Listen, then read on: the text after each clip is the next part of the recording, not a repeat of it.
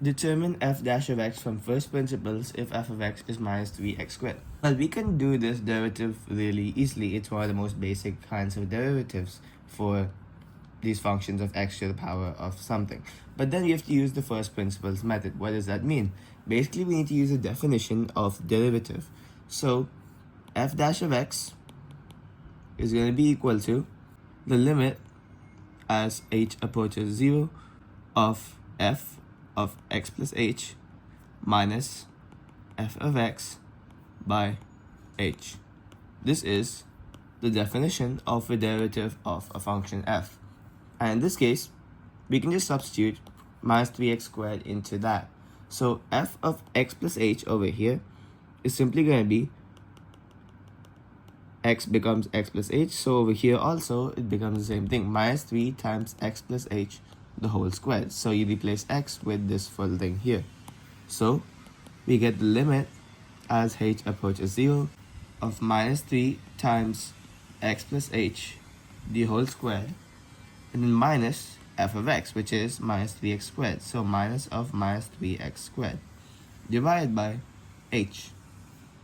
And this is going to be limit as h approaches 0 of this over here. We can bring this as minus 3 times the expansion of that,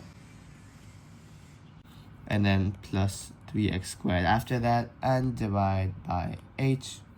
So we'll get the limit as h approaches 0 of minus 3x squared minus 6xh minus 3h squared plus 3x squared. So these two will cancel out. This one and this one cancel out. So what we are left with is minus 6xh minus 3h squared by h.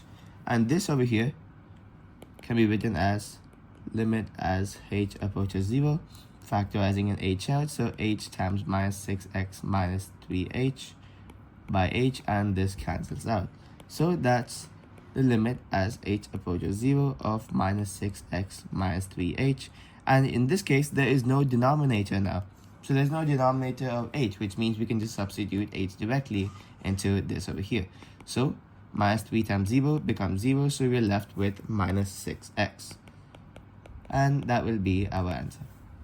Although we can just do this directly because we know minus 3x squared, we can use the power rule to differentiate this and get it. We need to use all these steps in order to get the mark if it's given that we have to get first principles method.